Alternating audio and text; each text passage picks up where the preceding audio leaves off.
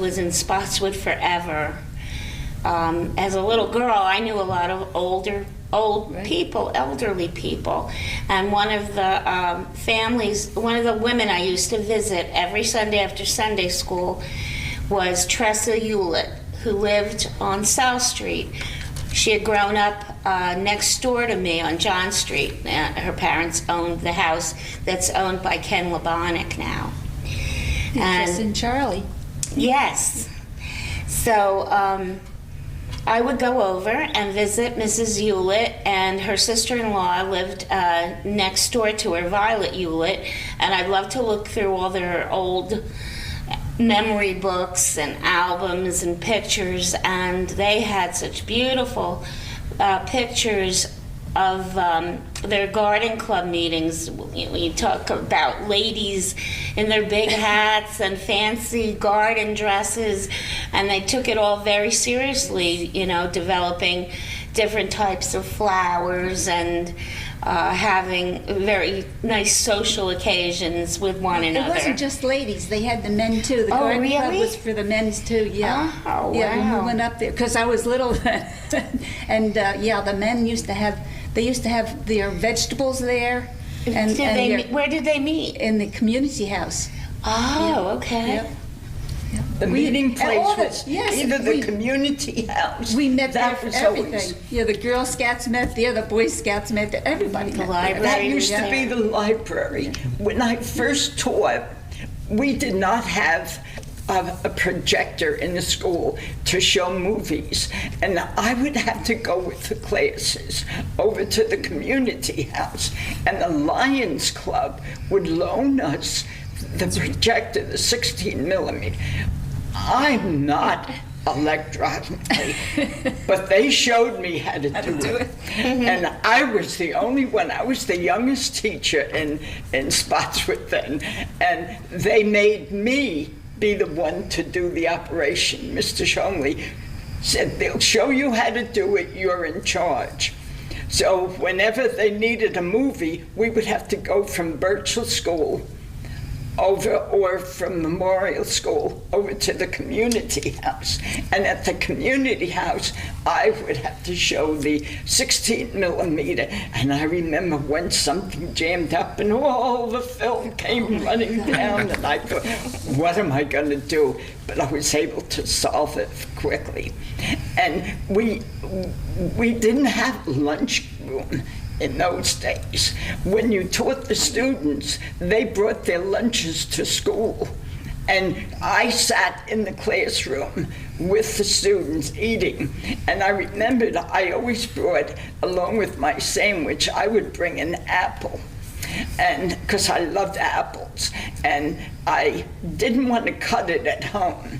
So I would sit at my desk and break the apple in half and then eat it, never realizing the students who were sitting there were observing me and seeing, and they came up to me, how did you do that?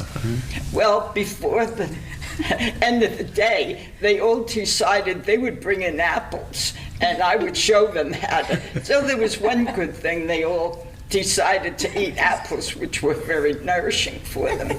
And then when we finally had a cafeteria, the PTA mothers would cook at the community house, and we would walk the students from classroom over to the community house for a hot lunch.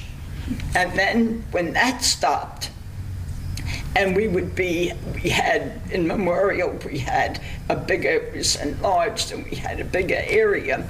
The students would have home-cooked meals that the ladies would cook would bring in. They would cook in the community house, and they would have it right there, so the students would have a hot meal. But the community house was used for many, many things. It was also used as a church.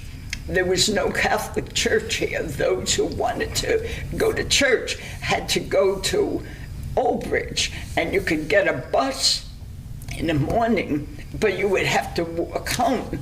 And then the church was started in the community house.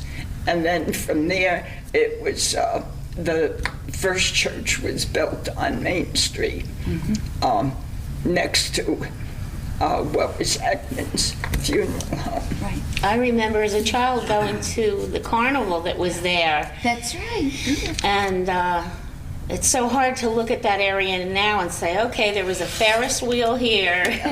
But I remember it was so much fun. And of course, in later years, when the new church was built, Immaculate Conception, that was a fun thing to look forward to And every it year. used to the be held carnival. by the Legion Hall also. The Legion Hall, really? the fire department. And they the used to have fire it, department in that little area that was in the front, but that was quite a thing that we always looked forward to. And because I was the youngest teacher when I first started teaching, and the PTA decided they wanted to raise money, and we would have minstrels. And Mr. Shomley put me in charge of the minstrel because he figured I had some drama in college and I would know exactly what to do. And very luckily, it turned out very successful. But before that, and this was always done in the Polish American Hall. Right. That's where all the affairs, and before that, was it the Lions Club or what club would always have minstrel? The fire department. They would were always still have having- minstrels. Still in the 1950s, they were having minstrels there, I remember. I have a program from a 1958 minstrel show where I'm one of the child participants. Yeah. Oh, really? That's neat. Yeah, I think that's about as late as they got. Yes. Yeah, late 50s. Yeah, that's Spotswood. My father and Al Adams used to dress up as women. Oh, yes. They were not Yes. exactly tiny right. people. Yes. No. Yeah. And Mr. Yes. Snore, I remember Mr. Murphy? Snore in a diaper. Oh, made an yes, I impression remember on that. I That remember would scare that. people, yes. We didn't talk about the war. When I went to school, we were in the middle of the war, Yes. Second World War. So we used to save pennies, remember that, for bonds and everything? We used to do that, but we had rationing all the time. Oh, yes. Yeah. Yes. We only had so many coupons for your sugar and so many for your butter or whatever. for your Then we meat. didn't have butter. Then we had margarine. They took Yeah. all the butter away. But we used the community house again was used because we used to do the bandages up there. We used to have to go up there and make bandages if they would And send then, off Fleet Street during the war, there was a lookout tower there. And all of the citizens, and I remember going with my dad one Yeah. time, and you had to climb way up there, and the lookout tower, and we would have to spot planes, and then you would have to call into wherever the headquarters That's was right. to let them know what plane was going by. And during that time, you had to either keep your lights out or you had to have black Yeah, we had shades up. blackouts. And I remembered, like Nancy said, when she first moved in, when I moved in as a kid to Landville Road, that was just a dirt road. But Monday Avenue was paved, and we would go roller skating on Monday Avenue. All of us would use the streets because there wasn't that much traffic. We always had electricity, that we had, but we didn't have sewer. And you had septic tanks, and you had a pump that you had to pump your water. Those were some of the little things.